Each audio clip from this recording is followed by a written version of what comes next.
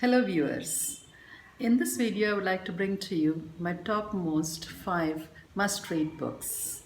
These are all in random order. The first one that I would like to recommend to you is Eat, Pray, Love, written by Elizabeth Gilbert, an American author.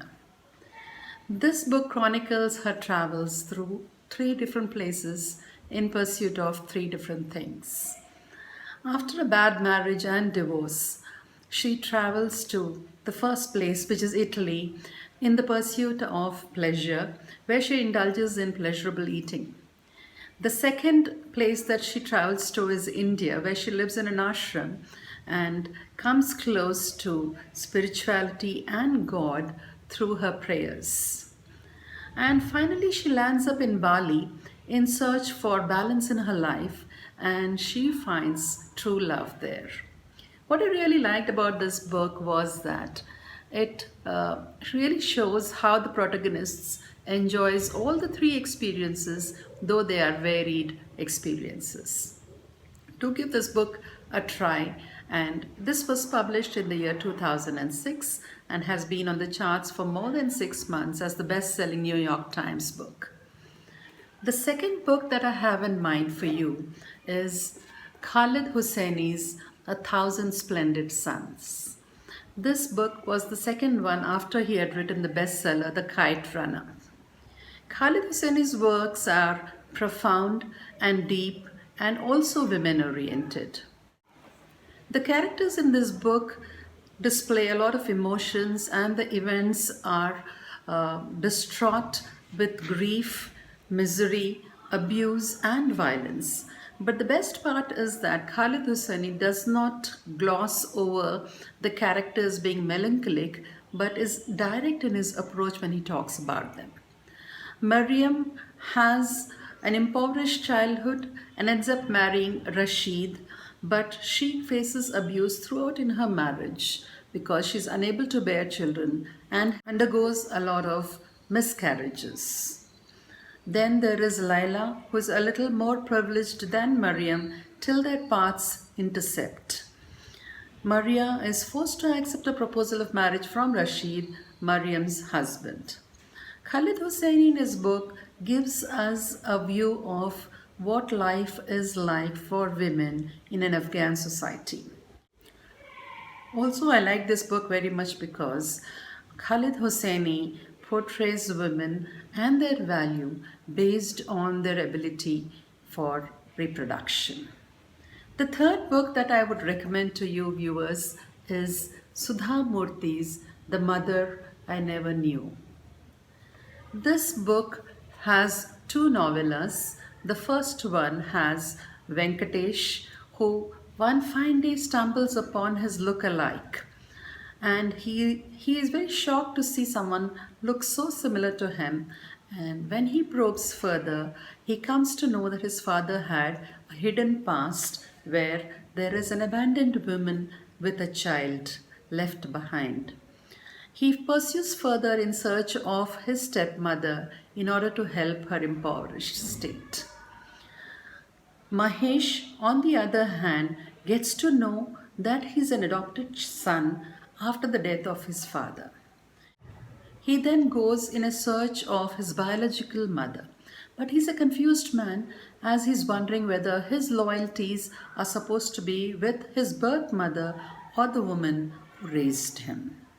I've always loved Sudha Murthy's writing, for they are simple in style, soothing, and have real characters and many of life's lessons in them.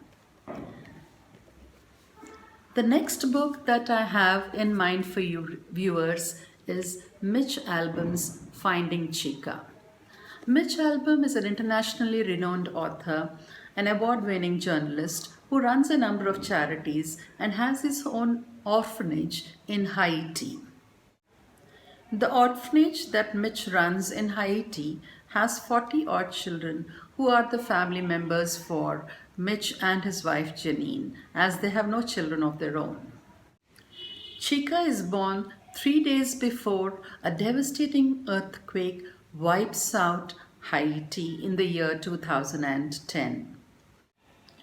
Her infancy is spent in poverty but her mother, when she is 3 years old, dies during childbirth.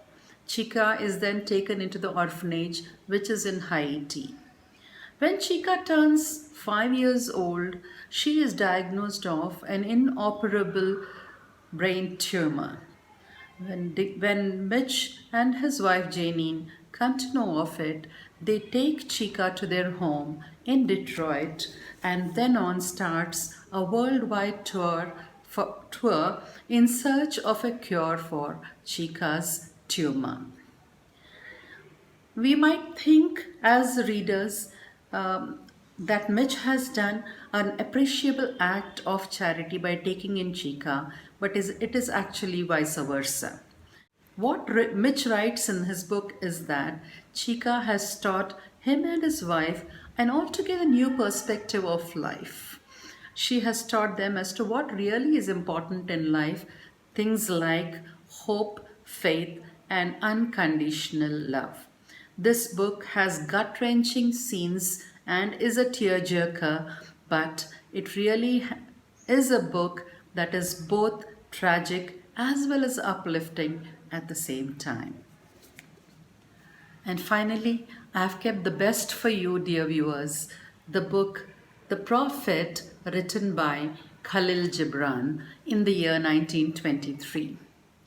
Gibran was born in Lebanon but has spent most part of his life in the United States. He wrote both in Arabic as well as English, and many of his Arabic works are translated in English.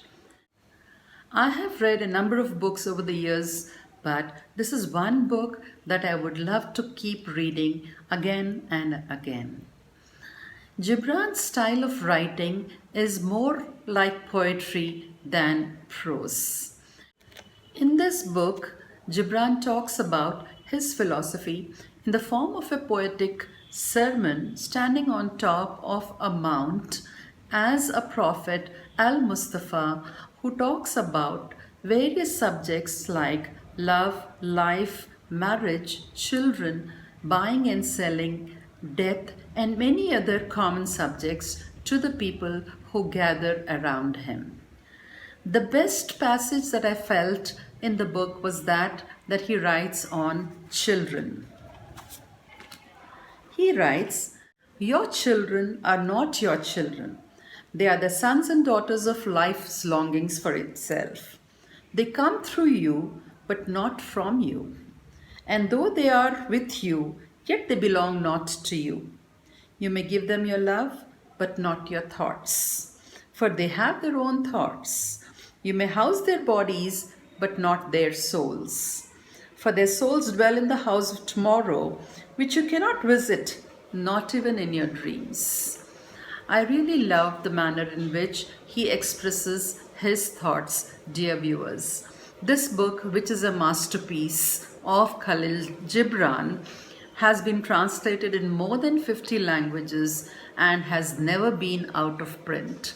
I really am of the personal opinion that if the entire world were to read this book, the world would be a better place to live in.